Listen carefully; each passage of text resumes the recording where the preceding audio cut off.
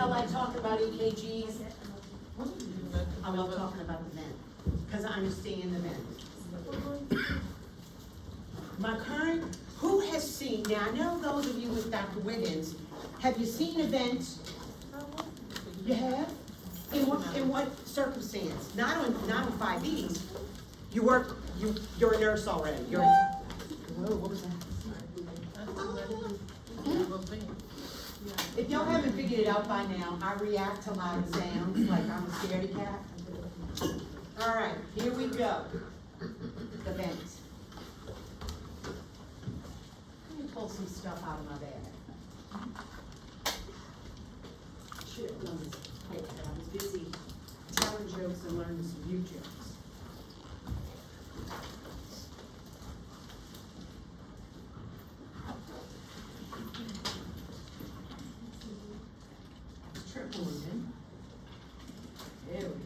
There we go. Plenty for show and tell. We'll be coming around the pipe. God bless you.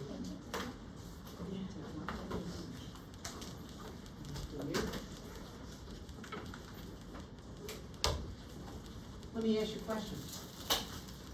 This is level 4 oxygenation, the last 2 hours.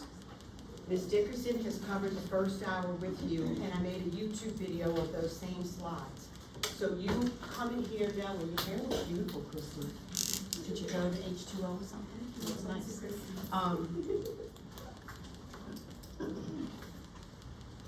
So you come in here knowing that acute respiratory failure is either from a high CO2, that's hypercapnic respiratory failure, or a low oxygen, that's hypoxemic respiratory failure. Good morning, sign on in. So you already know that. And y'all talked about ARDS, acute respiratory distress syndrome, when the patient develops stiff, wet lungs. Stiff, wet lungs. And they get tachypnic, and they have crackles, and they have infiltrates on their chest x-ray. Sounding familiar? And lots of bad things happen when you have ARDS. Sepsis is the #1 reason why a person would develop ARDS. So some kind of big bad infection. Just saying.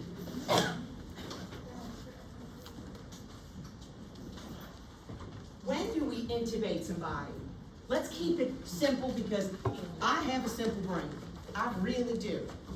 God did not bless this chick with common sense. It's just sad but true. My husband, Dave Garrison, looks at me and says, "You don't know that?" I was like, "When was World War II?" He's like, "Seriously?" And I'm like, "I just can't believe that." Why do we intubate somebody? They can't breathe on their own. And we've tried BiPAP, but that didn't work either. When can we extubate them? When they can. But as my clinical groups know, there's a lot of boxes to check. You have to be, it stands for good reason before we take that tube out of you, that you're awake and alert and off of sedation, that you're generating a good respiratory rate on your own. What are our goals? Normal respiratory breathing. A respiratory rate somewhere between 12 and 20, that your ABGs are good, that your PaO2 is good, that your work of breathing is unlabored, you're not using accessory muscles, that your secretions are under control, and most importantly, and there's other small things too, like you can lift your head off the pillow. You're strong enough to lift your head off the pillow. And your secretions are under control, and you're hemodynamically stable. Now that's a big ticket. Not to jump ahead, but yesterday afternoon, I'm sorry, Tuesday people, where's my Tuesday people raising hand? I feel like I'm cheating on you, I'm sorry. But we had a heart yesterday, and Dakota, where you at? Got to go see it. So we greeted her in her ICU room at 3 p.m., me and little Tia Thibodeau. She goes, "Can I come?" I said, "Come on, let's go see." And it was as I expected. This post-surgical patient, when can we extubate you? When you wake up from your surgery and we're gonna put you on a weaning mode, because the goal after a big surgery now, when you're testing 4 to 6 hours, dude, we're getting that tube out. So it was as we expected, an SIV mode. You may not know what that is, but you're gonna know in about 15 minutes. They were on a weaning mode, and so far so good. Well, when the whole group of us went back, he was on a sys control, and I looked at the group and I said, "That ain't good." Famous, that ain't good. You know what I mean? I mean, it's not tragically bad, but it wasn't what I was expecting. And why was that? Because he wasn't hemodynamically stable. Not to jump ahead to perfusion 3, but he had nipride hanging. And man, you saw that nurse. Nipride, just to fast forward to perfusion 3, it's the most potent arterial vasodilator. Nipride, nitroprusside, it will be on your test 3. Make a mental note of that, nipride. I'm talking onset of action fast. I'm talking when you turn it off, fast. So the goal after surgery was to keep that systolic less than 130, because Dr. Roach doesn't want to pop a stitch and have that patient bleed and fill up that chest tube drainage system, which y'all will learn about in Oxygenation 2 coming up. Nipride. And they had arterial lines, not one, but 2. One in the radial artery, one in the femoral artery. Wow. And with 2 different blood pressures. And one of them, the systolic was 138, so she had that nipride on. And then the pressure got low. So, no, because she had decreased, she had bumped it up. She had bumped it up, and then the pressure got so low, like 80 systolic, she had to turn it off. But in 30 seconds, it was up again, and she turned it back on. And so my Wednesday group got to see, you're not calling that doc saying, okay, what should I do? This is happening. Tag, you're it. You're the critical thinker.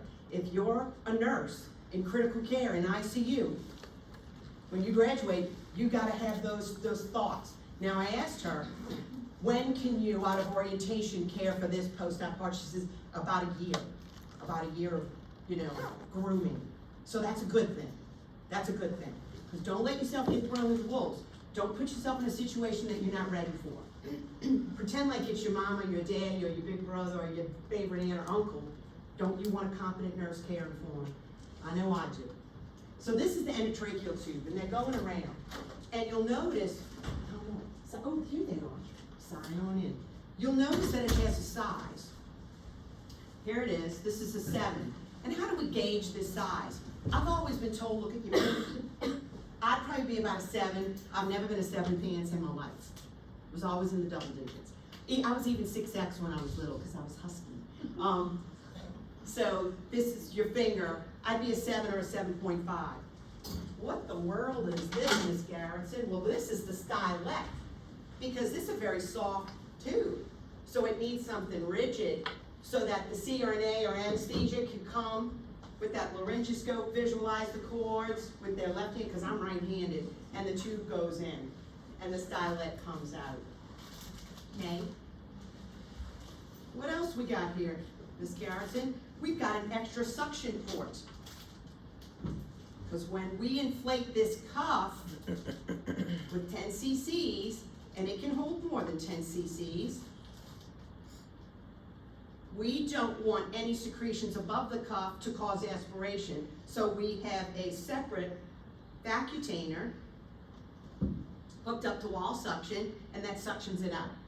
Now, a student asked me yesterday, I think it was you, Kayla, Ms. Garrettson, they've been suctioning our patient a lot, copious secretions, and there's 300 in that canister. Don't count that, because there might be saline in there. We'll get to saline. For routine purposes, we do not routinely use saline to suction. Don't worry, it's in your handout, it's coming on the slides. But don't measure that, because that's not just sputum in there. We don't measure sputum. You measure sputum when you're looking at that catheter and say, I've got scant amount, moderate amount, or copious amount of thin, white, funky comedina. Don't write that, but you know when it's, and sometimes we have to use saline. When it's real thick and funky, you use saline. So you're with me so far? So this balloon stays inflated, and the patient cannot produce sound. They're not supposed to be able to produce sound. What if there's a cuff leak? And one time when I was a new grad, I swear to God, in my head to toe, I documented, patient has a cuff link. And Susan Mulderick read my notes, she goes, you want to fix this? I wrote cuff link. Like, I don't know why, but I did. My husband doesn't even have any cuff links. Neither did my daddy. I don't know why I wrote that. So you're with me? This is an endotracheal tube. Now, when that's CRNA or anesthesia, you and I can't intubate. Can you intubate as a paramedic? That's pretty cool. Now let me teach you what I think is my RN trick. What can you do? What can you do while that man's getting ready to intubate, or the CRNA is getting ready to intubate, we're just gonna stand there and say a silent prayer? No, maybe we could be bagging this patient. And don't overbag them like I did when I was a new grad. They were like, Wendy, you wanna slow it down a little bit? 1,000, 2,000, 3,000, 4,000, 4,000, 500,000, breathe. Once every 5 seconds, every 6 seconds is plenty enough, while the person getting ready to intubate is doing it. So we can oxygenate them on 100% on the wall side. All right. So the tube's in, this is out. Even before we get a chest x-ray to confirm placement, this is Kirsten, this is Leah, and this is Vita. That's little Victoria Morrissey over there. You nurses would grab your stethoscope, and where would I want you to listen first? Miss Dickerson may have mentioned it, but it was on my first video. That right main stem bronchus, it's more in line with the trach. So oftentimes, if you go down too far, Chris, have you ever gone down into the right? All the time. Thank you, buddy. All the time. You love that honesty. Never. I've never done that. So too far, because if you listen to breath sounds on the left side first, you'll say, ooh, I think we're in. I hear it, I think we're in. Does that confirm placement? No, you gotta get the chest x-ray. Because there's a radio-opaque line that will say, this is in the trachea, because this is an endotracheal tube. How you like that? Because I'm very visual, and I wanted you to see that while I was talking about that. Some people will get trached, and it's likely that we've got a fella in the unit, and he's only in his 60s, and he's got to get a daughter, get married, and it kills me. It's a very complicated case, and I don't want to say too much. I kept a violation on that, but he's not gonna, he's gonna be trached, and it's hard for the family to accept. You know, it's tough. Some people want to trach, and some people don't. All right. This is not hard and fast. Don't even study this, because I've seen a lot of people with a PCO2 of 50 that did not get intubated, and a PaO2 less than 60 that did not get intubated. So don't worry about this, but you know, in the ballpark. And then, yeah, there's always the classic COPDer. Who was my Tuesday student in the afternoon that got the little lady in bed K, the COPDer? Raise your hand. Ooh, is she absent? Oh man, she had the guy, the fella that kept cursing in bed, the room next door, COPDer. Who had the lady yesterday? You're not Dakota. Darian, I know that, Darian DeGrusha. All these D's, it's very confusing. COPDer lady. That lady came in Tuesday afternoon with a CO2 of 70 and CO2 narcosis. She was out of it. That CO2, man, will knock you out and put you to sleep. You and I, we're normal, hopefully, and that's our drive to breathe, a high CO2. Hers is a low oxygen, so the goal was to keep her O2 sats less than 92%. And it was a fine line. On BiPAP, it was too high, and on nasal cannula, it was too low, so they finally settled on high flow nasal cannula. There'll come a day in your life when you, the nurse, can decide, man, my patient's O2 sats were really good before, but now they're dipping down. Go ahead. In my test, you have green light, go. You're in critical care. Slap the nasal cannula on. 2 liters. Look on Canvas. There's an oxygenation device page.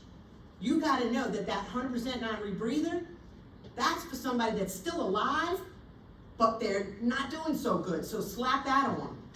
A Venimass would be something like a specific, the doc wants you on 50%. So pick the one with the little dial that can go to, you with me? So take a look at that page. All right, but when somebody's pooping out, we tube them.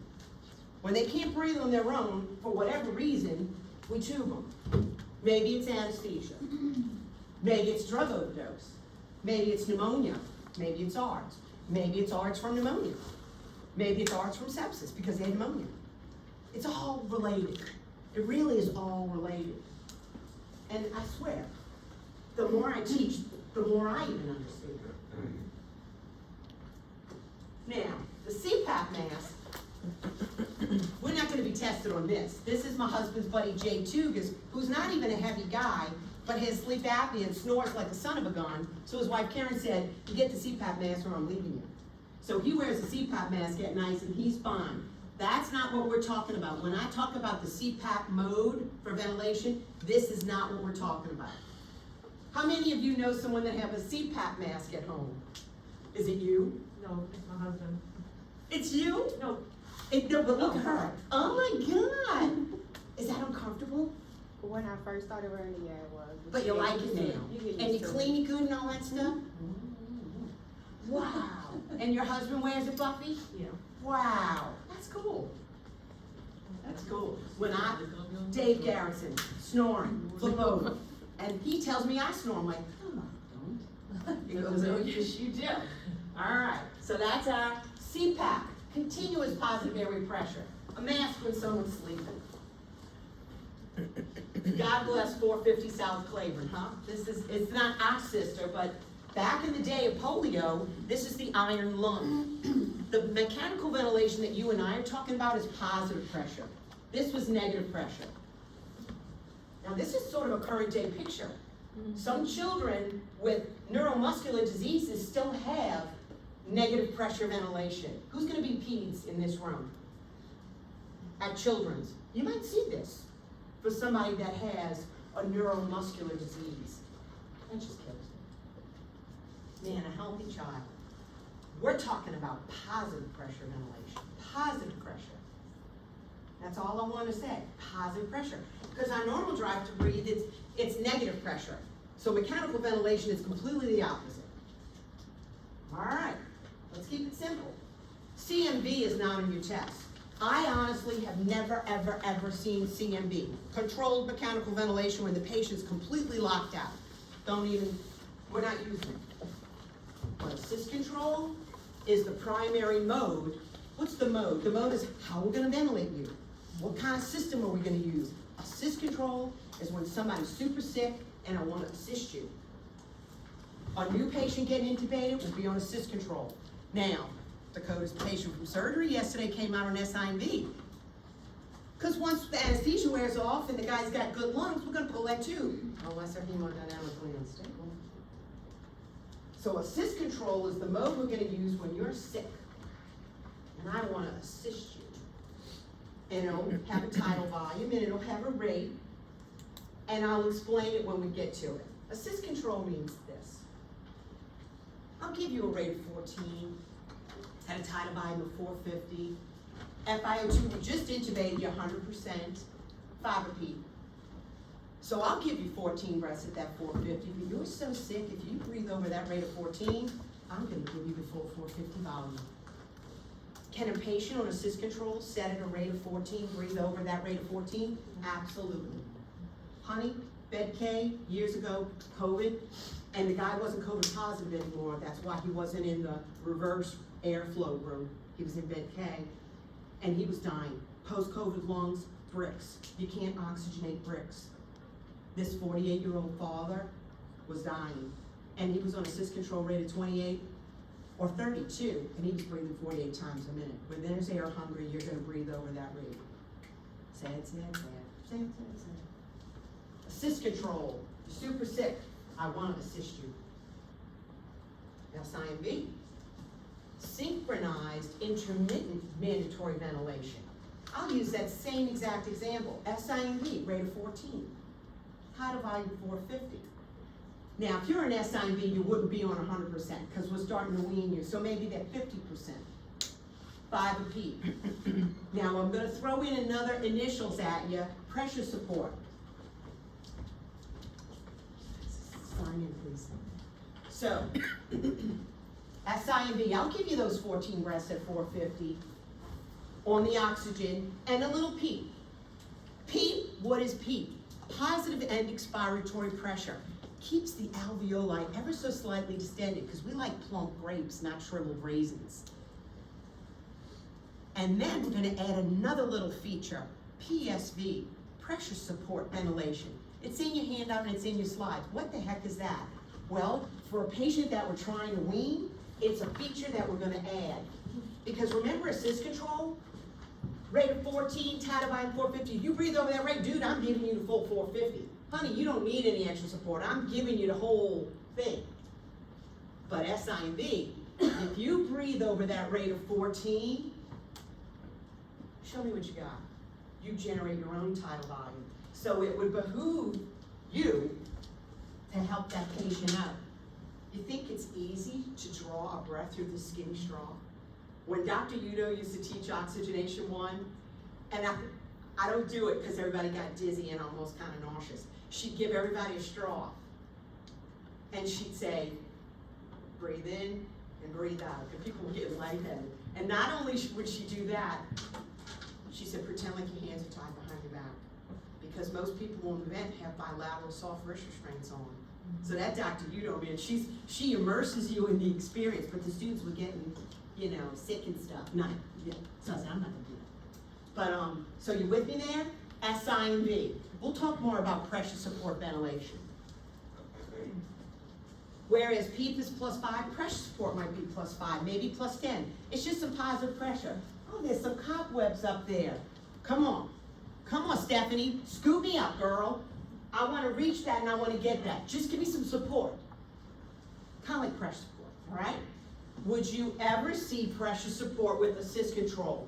Never. Don't need it. Because if you breathe over that rate of 14, I'm going to give you the full 450. You don't need any more support than that. Now, here's the CPAP I want you to know. CPAP is the ultimate weaning mode. This is not the mask that Jay Tugas wears at night because he snores. CPAP. We're going to look at the vent screen in a few slides. And you won't see CPAP on there. You'll see the word spont. Because that patient is spontaneously breathing. They're not getting a rate from the vent. They're not getting a volume from the vent. Just the FiO2, some PEEP, and some pressure support.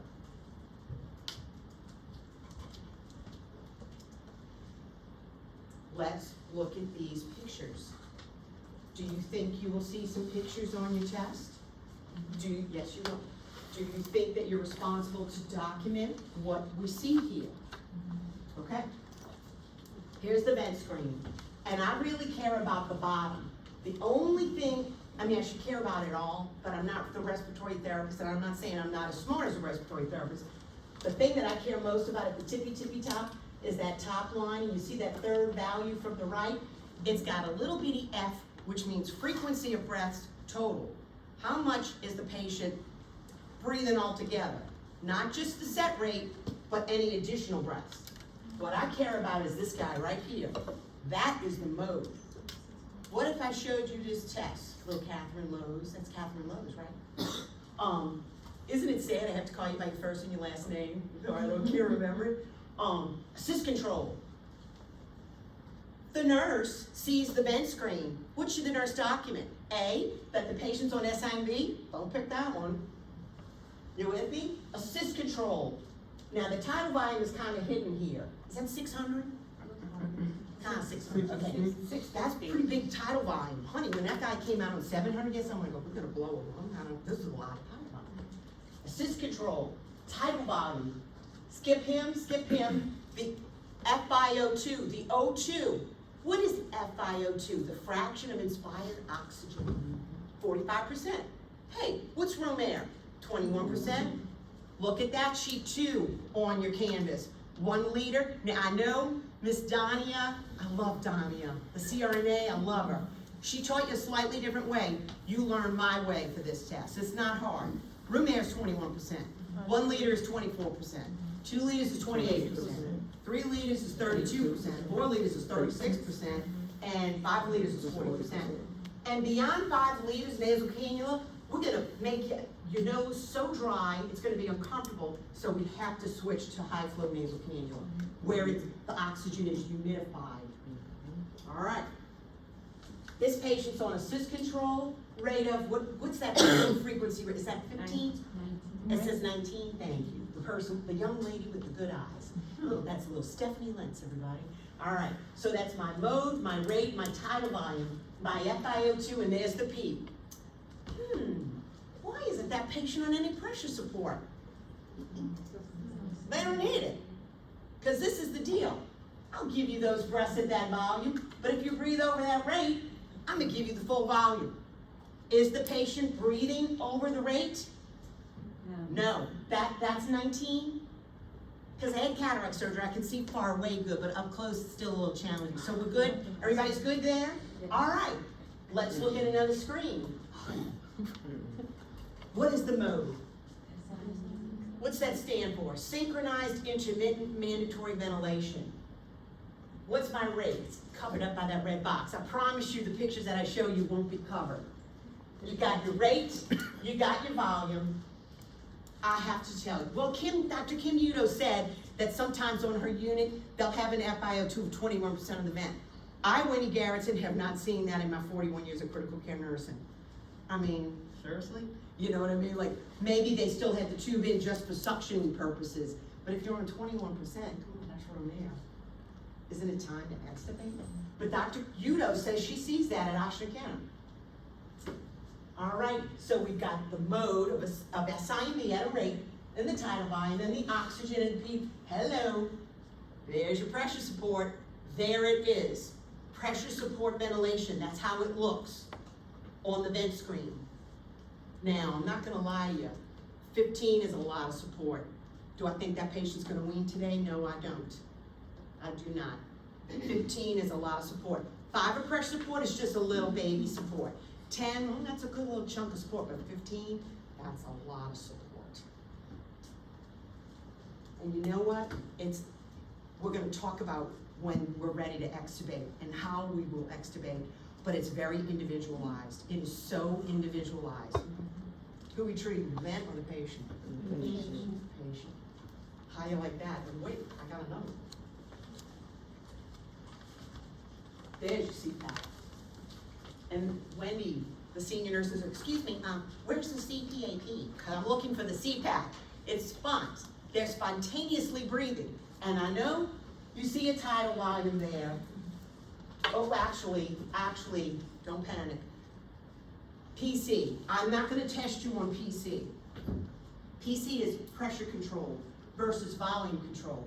Volume control just means I gave you a tidal volume. I gave you a set rate of 14 at a tidal volume of 450. And I'm giving you these breaths. Now pressure control, I'll give you the SIMV rate 14, but it's pressure control, so it wouldn't be a preset volume, but a preset pressure. Think about it. I'm still giving you a volume, but it's at a preset pressure. So once they get to a pressure of 15 centimeters of water pressure, then the breath will stop going in. They still get a breath. The pressure will be consistent, but the volume will vary. Versus volume-controlled ventilation, the volume is consistent, but the pressure may vary. Not testing you on that, but you understand that? Because that rocked my world. Dr. Eisworth, the pulmonologist, he's young, snappy dresser, wears those little short pants, those little tight short pants. I'm like, anywho, he loves pressure controlled ventilation. And to me, that was new to me a couple of years ago. I'm like, what is this? What the heck is this? But what I want you to be able to tell me from here is that this patient is on CPAP. Are they getting a rate from the vent? Nope. Are they getting a volume from the vent? Nope. Just the oxygen, just the PEEP, and just the pressure support. Can they hang or not? How do they look on their CPAP trial? How do they look? Let's give them a fighting chance to be extubated. Maybe let's turn off that sedation. Now again, I don't want to rock your world. Some people are so doggone anxious that we actually keep a little sedation on. Just saying. I take one Tylenol number 3. I think the last time I took that is when I had my wisdom teeth out of nursing school and I slept for 3 days. So you can turn my sedation off because I don't need it. I don't want it. All right, we good? We good with recognizing what you would document? What would we document for the spine control? We would document spine. That this patient is on CPAP. And remember Wendy Savvy, the senior nursing student. Excuse me, where's the CPAP? I don't see it. It ain't there, darling. You gotta know that when you see spine, that's CPAP. Okay, and we wouldn't. Does everybody understand that? We wouldn't break it down, like tell you the FiO2 or the PEEP. Yes, you would. Oh, okay. Yes, you would. This is what I would document as a nurse for a patient on CPAP. The patient is on the CPAP mode, their oxygen is 40%, +3 of PEEP over +10 of pressure support. Boom, boom. That's what I want you to know from this slide. We good? We feeling, you feeling it? All right, all right, all right, all right. The rate. The pulmonologist, the intensivist, the whoever will set the rate. You and I as nurses, we don't say, okay, I'm gonna do this, that, and the other thing. No, the doc says this is what the vent order is gonna be. Respiratory knows, respiratory sets the vent orders. I gotta tell you something. The only time I touch that vent is when I'm getting ready to suction my patient, and after I've explained the procedure, I hit the hyperoxygenate button so they'll get 100% for 2 minutes, and we'll look at that in a second. But a rate, tidal volume. Now ARDS is stiff, wet lungs. And do you think, now normally maybe it's 7 to 10 mils per body weight. So that 700 mils for that guy yesterday, he was like 130 kilograms, I think. He was a big guy. But somebody with ARDS, stiff, wet lungs, do you want to overinflate that balloon? Forget about it. Those lungs, no way, Jose. So with somebody with acute lung injury or ARDS, you want to use smaller volumes. So it wouldn't be fair of me if I didn't give you the patient's weight in kilograms on the test. 5 to 8 mils. You with me? Because that's a lot of positive pressure. All right. Then you've got your FiO2, your fractured inspired oxygen, and you've got your PEEP, your positive inspiratory pressure. I've seen PEEP as low as 5, even less actually, and as high as 20. Pressure support, usually set at 5 to 10, but 15 of pressure support, they ain't weaning today. They need too much support. How you like that? All right. And you know, there is oxygenation too. So you know all this positive pressure, like Wicked, no good deed goes unpunished. All that positive pressure can cause some problems, and we'll talk about those problems. Okay. If you were my nurse someday, and like I share with my groups, I do not want anything that we teach in level 4. I don't want AFib, I certainly don't want BFib.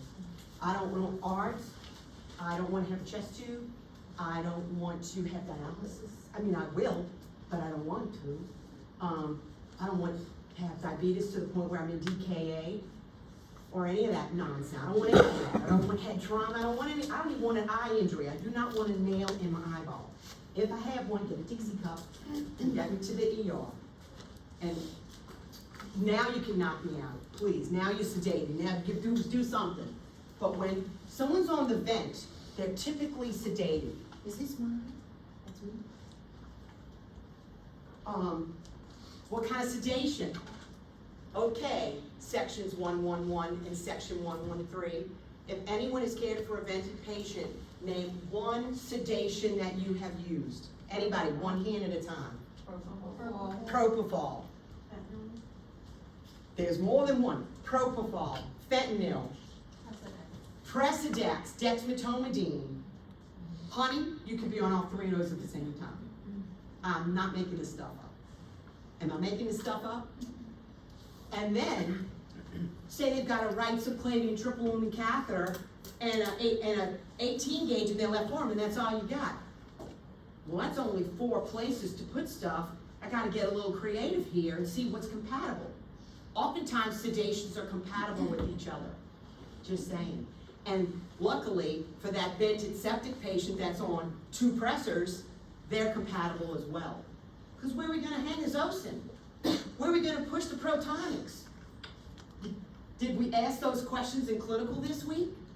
You know? Dr. Udo does this exercise called piggy, piggy, piggy smack, where to put the piggy back. You gotta ask yourself a question, what is my line access? Is it patent? You're taking a code, you're graduating from charity. When you're at work and you've got a central line, you are gonna leave it patent for your oncoming shift. And they in turn will return the favor. Even a peripheral line, I want it to work. So when you go to work early, Flush your line, make sure it's working. All right. So when you're on sedation, this is the only sedation scale I want you to know, the RAS scale. It's called the Richmond Agitation Sedation Scale. Stephanie is my nurse and she will assess me. And she wants me at a RAS of -2, which is this: tranquil, yet arousable. Tranquil, yet arousable. And she will shake me a little bit. Hey, Miss Garrettson, wake up. And once I open my eyes and respond to her, she'll tell me to go back to bed. I have a number 7 oral endotracheal tube, and it's taped at 22 centimeters. Oh, it's in this way, sorry, my bad. 22 centimeters left flip. Oh, Miss Garrettson, wake up. You with me? All right, go back to bed. That's a RAS of -2. It's right where I want you. That's right where I want you. I swear, I get emotional, I could cry.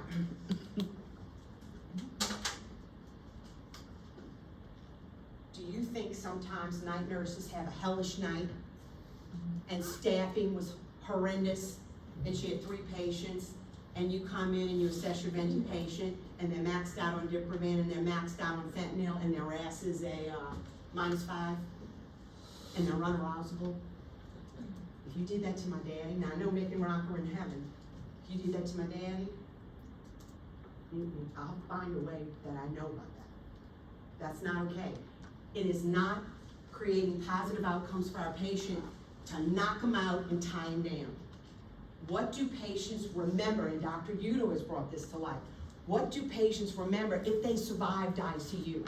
If they survived 2 weeks on the vent? Some of them describe an experience like I was a prisoner of war. They had me tied down. They were waterlogging me, maybe saline with suctioning. They remember a traumatic experience. So I always say this, and I kind of mean it.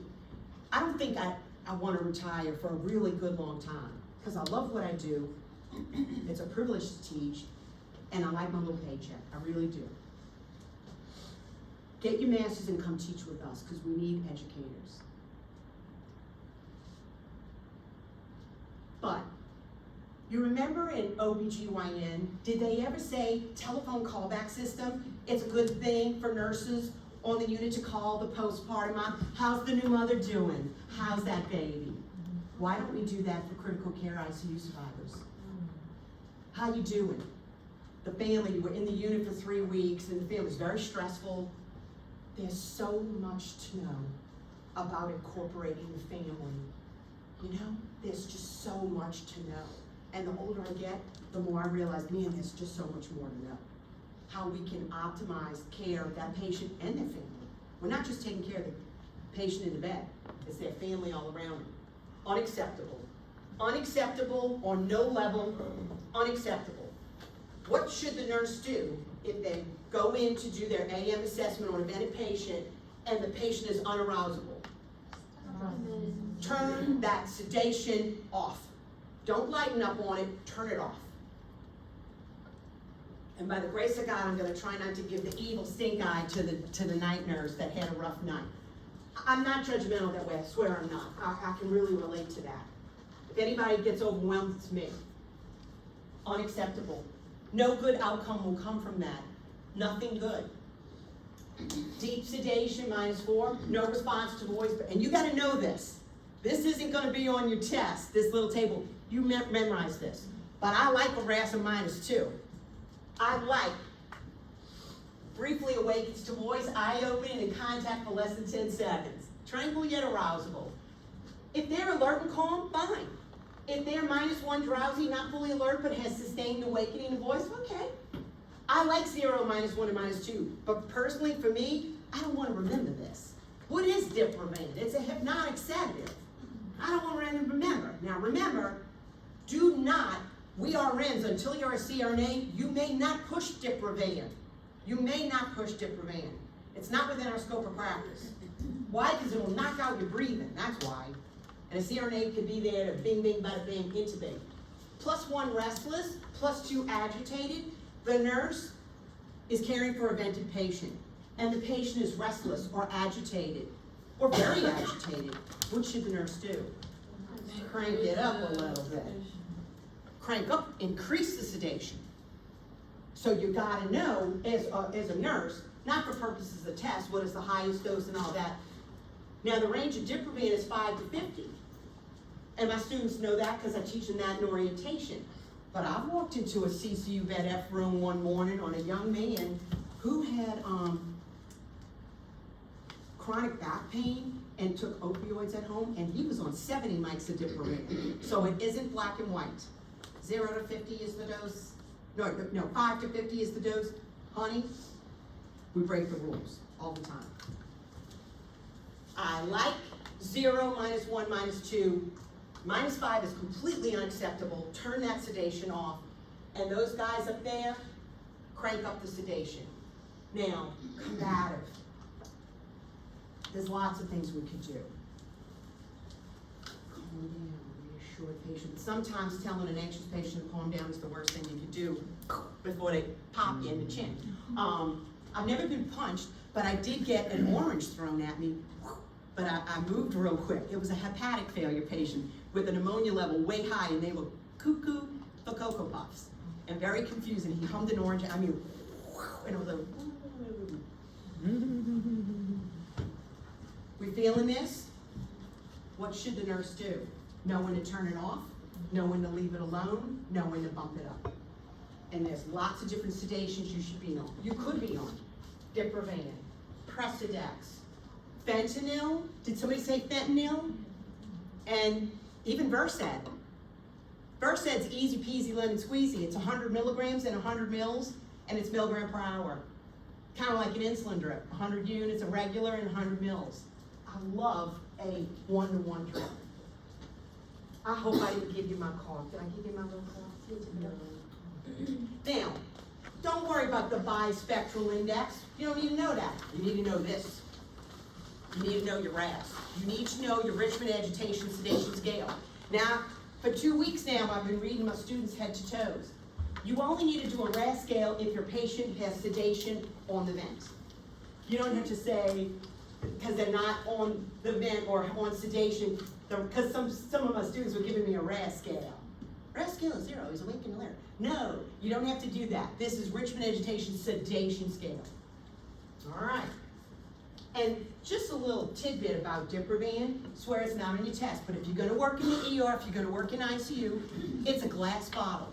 It's pre-mixed, it's 1,000 milligrams and 100. It's a lipid. It's a glass bottle, so you need a vented tubing. It's lipid, so bugs love fat. Tubing's gotta get changed every 12 hours. It's measured in mics per kilogram per minute. We need a weight. And it's got a quick onset of action. And in our exercise after break, that's all written down for you. And not to ruin you for the rest of your life at an Italian restaurant, but because it is a lipid, it can turn your urine olive oil green. You may never dip your bread again in that extra virgin olive oil.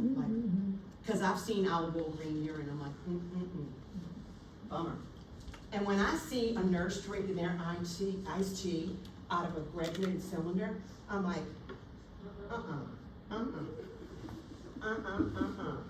Don't worry about the modified Ramsey scale. There's different scales. All right? Not on your test. I'm testing you on the RAS. We're not going to intubate. This young man, Chris, could intubate because he's a paramedic.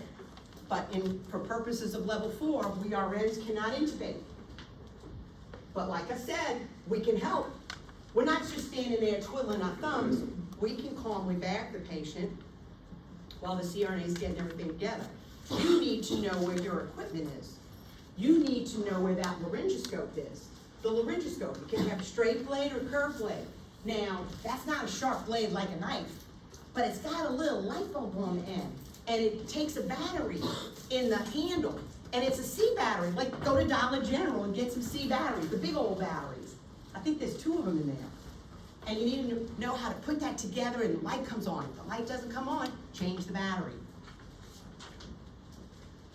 And then, so the curved blade is a McIntosh, straight blade is a Miller. Oh, they give me a little.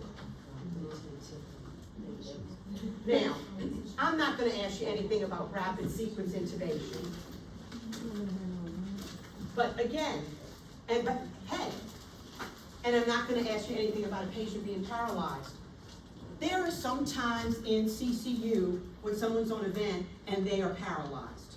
And I'm not testing you on this, the thing that comes to mind is when somebody survived a cardiac arrest, VFib, and we got a pulse back, but they didn't wake up. So we wanna save the brain and we're gonna pack them in ice. It used to be called therapeutic hypothermia, now it's called targeted temperature management. Has anybody ever seen that? Honey, we're gonna pack you in ice. We're gonna pack you in ice. It's as old as Hippocrates. Save the brain. And because we don't want you to shiver, we're gonna paralyze you. Now please be a friend. Oh my God, I think I'm paralyzed. Sedate the hell out of me, okay? And now I'm intubated, and for 24 hours, we take you down to a temperature of 89 degrees, and then we wake you up. We warm you up. What do you think happens to vessels when we warm you up? They dilate so your blood pressure can fall. That was done to my husband's buddy, Eric, when he dropped out of VFib, running a race on a nurse practitioner's lawn who did phenomenal CPR, and paramedics came and got him, shocked him 3 times, got him all med, and they cooled Eric. And when they woke Eric up, he was confused and he didn't recognize his daughter, and I was like, oh my God. But then he rallied and he's perfect, he's fine. It's been 8 years. And he's got an implantable, he went home with an implantable defibrillator. It's crazy. Positive pressure ventilation. Barotrauma, volume trauma. Large volume, make your lung collapse. Let me explain this to you, because when I was a senior nurse at school, I did not understand this. Chest tube scared the heck out of me. I did not understand them. Here's your lungs. You with me? Shh. Shh. We good? Shh. On the outside of the lung is the visceral pleura. The visceral is the gut. The visceral pleura. It's right outside of the lung. And on top of that is the parietal pleura. Inside of those 2 linings is negative space. They shouldn't ever separate. But when air gets in there, it's gonna squish your lung down. That requires a chest tube insertion. Where will that chest tube be inserted? In the lung, actually? No, in the pleural space. I figured that out 10 years ago. I was a nurse a good long time when I finally understood that. So we good with that? So all this positive pressure, so we don't want to pick high tidal volumes for our ARDS patient, now do we? Why? Because they got stiff, wet lungs. That's why. All right, barotrauma, patients with non-compliant lungs, COPD. Oh man, your little lady, Darian, she was sitting right up in the bed. O2 sats 88%, I'm like, uh-oh. Patients with non-compliant lungs, COPD, ARDS. Air escapes into the pleural space. You understand what the pleural space is. Hey, what'd we say about PEEP? We like PEEP, 5 a PEEP, 10 a PEEP, but when you get up to 10, 15 a PEEP, or 20 a PEEP, positive end expiratory pressure, remember we like plump alveoli, not shriveled little raisins, but plus 15 a PEEP or plus 20 a PEEP, that's a lot of PEEP. What if the patient's ABGs reflected a low oxygen? And what does PEEP do, by the way? It enhances oxygenation. How so? Well, when you have plump alveoli, then an alveolar membrane, you can have better exchange of oxygen going in and CO2 coming out. But honey, when we overinflate those alveoli, you can blow blood, babe, like a COPD-er. What if there was a low O2, the doc adjusted the PEEP and increased the PEEP, and now you go in to assess your patient and their breath sounds are decreased on that side? What do you think happened? They got a pneumothorax. They dropped the lung. Who's making a phone call? You're making a phone call. Get a quick assessment. Say, respiratory?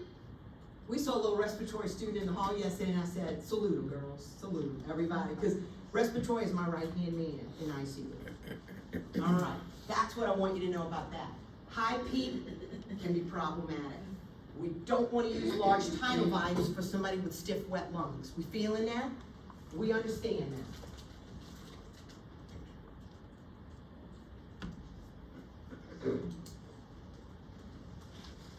Suctioning somebody. The process is this. We always initially explain the procedure. Whenever I'm doing something to you, even if it's a vented patient on those 3 sedations, deeply sedated, sir, I'm gonna go ahead and suction you now. We pre-oxygenate with 100% FiO2. On the vent, there's a little button, and it says 100% oxygen. Press it for 2 minutes, the vent will deliver 100% oxygen. Because when we suction out secretions, we're also suctioning oxygen. And we don't want the patient to get hypoxic during the procedure. Advance the catheter, intermittently suction on the way out for less than 10 seconds. Do not instill normal saline routinely, but if you need it, you need it. Ensure the tube placement is secured. Hey, when we turn, Stephanie's my nurse, she was taking care of me, and I was 24 centimeters at the left lip. After she turns me, I still want that sucker to be 24 centimeters at the left lip.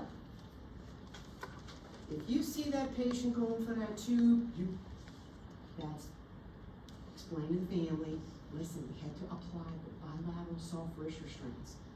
Don't use words like we had to tie your dad again.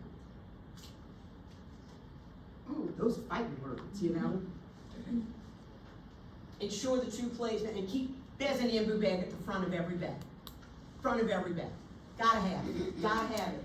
Bump, bump, bump, bump, bump, bump, bump, bump, bump, bump, bump, bump. That's the vent alarm. If you can't figure out what's going on with your patient, bag them. Don't go shh, shh, shh, shh. 1,000, 2,000, 3,000, 4,000, breathe. Hey, call respiratory. What's going on with this vent? When to suction? When they need it. When they need it. We suction Q1 hour, we suction Q2 hour. You suction when they need it. When you have coarse breath sounds. Visualize secretions in the tube when they're coughing. If they're getting a little respiratory distress, they're tachycardic, tachypnic, O2 sets down, maybe they need to be suctioned. Maybe when they have increased peak inspiratory pressure, that's what that PIP means, on volume control. I'm not gonna throw that in a question. Or decrease, those last two, I'm not gonna throw that in a question. When do they need to be suctioned? When they need it. This is what it looks like. That is a 14 French catheter with a sterile sleeve over it. This is hooked up to, literally, the endotracheal tube, the tippy top of that. So I am right-handed. I will hold that tube with my left hand, my non-dominant hand. All right, sir, I'm gonna suction you now, hyperoxygenate. Here we go. Advance, advance, advance, advance, advance, advance, until they get a cough. And now intermittently for less than 10 seconds, I'm gonna suction you. Meanwhile, back to the ranch, I've got 2 monitors in CCU. The white one, I can turn it my way so I can see if they're grading down, because I don't want to vagal them, or if they're desaturating. I'm multitasking here. When to use saline? When you need it. How we like that? And then leave this in the locked position. Anybody caring for a vent thus far? Have you witnessed this Ballard suction? All right, good. All right, all right, all right. High pressure alarm. There's a kink in the tubing. They're biting on their tube. They need to be sedated. They're coughing. If they're coughing, maybe suction them and it'll fix it. But when in doubt, bag them. Low pressure. It's disconnected. I'm just telling you. It popped off. Typically the trach and it popped off. Man, dude. Try to get your gloves on and reconnect that. Or there's a cuff leak. Or apnea. Or a vent malfunction. Vent malfunction? And check that out. Alarm fatigue? Oh yeah. Alarms are going off all over the place. Alarm fatigue is real. We're desensitized to the alarms. We don't pay attention and we miss something. And bad things can happen to our patient. Take your break. Take your little break. It's 9:25. Come back at 9:35. You want a little 10-minute break? Okay, take your 10-minute break. 9:35, I'm rocking and rolling. I'm rocking and rolling. Got a couple more slides and then we're gonna hit our critical thinking exercise. Everybody signed in?